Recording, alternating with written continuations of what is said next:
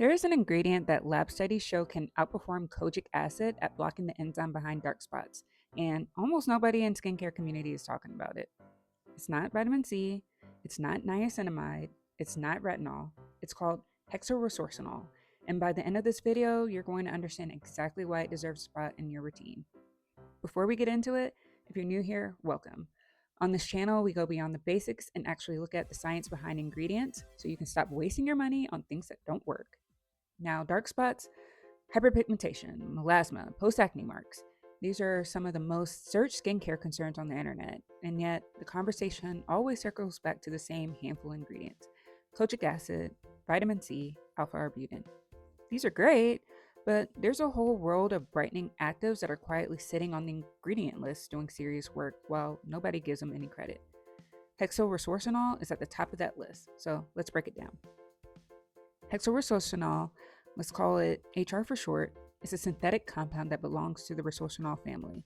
It's been used for decades, originally as an antiseptic. You may have seen it in throat drops, but somewhere along the way, cosmetic chemists realized it had some remarkable skin brightening properties, and the research that followed is genuinely impressive. At its core, HR works by inhibiting tyrosinase, the key enzyme your skin uses to produce melanin, which is what actually causes dark spots in the first place. Sound familiar? Yeah, that's the same mechanism as kojic acid, vitamin C, alpha arbutin. But here's where it gets interesting.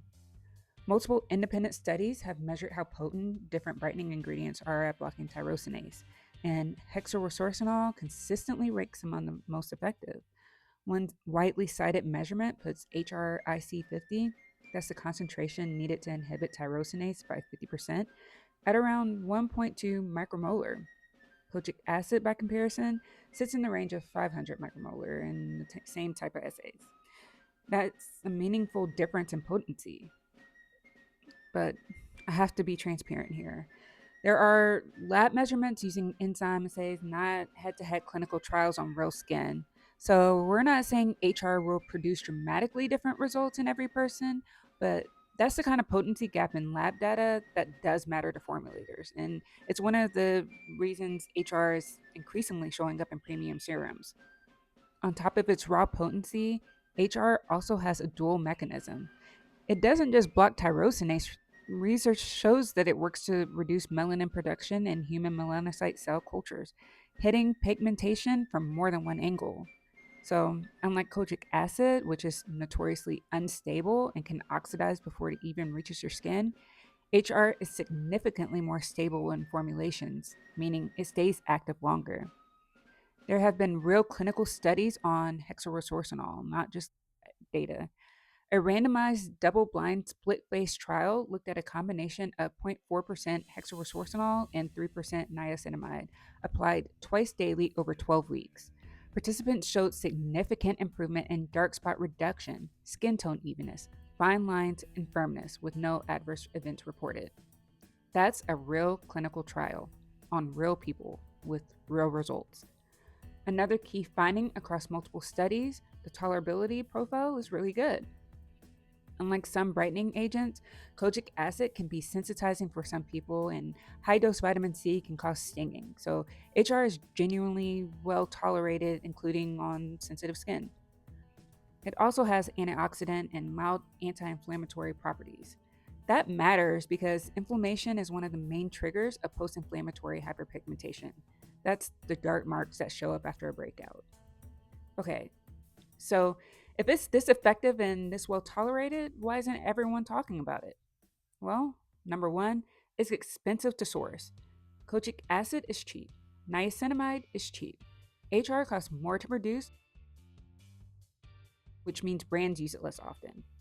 Number two, it's hard to pronounce. This sounds like a joke, but marketing in skincare is real. Ingredients that are hard to say don't trend as easily. Niacinamide took years to get mainstream. Hexylresorcinol is a mouthful.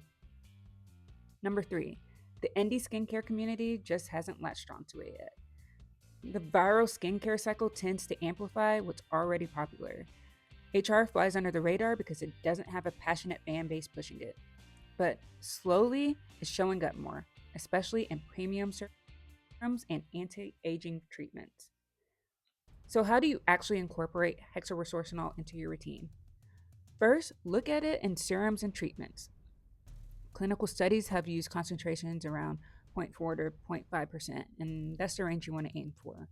If it appears in the top half of the ingredient list, that's a good sign. It pairs really well with niacinamide.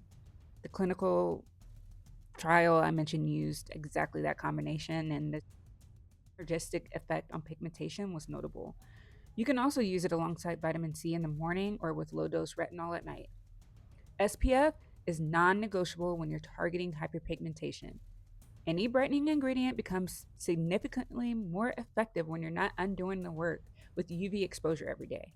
Sunscreen first, always. Application is simple: cleanse, tone if you tone, apply the HR serum, then moisturize. Consistency over 8 to 12 weeks is where you'll see the real difference.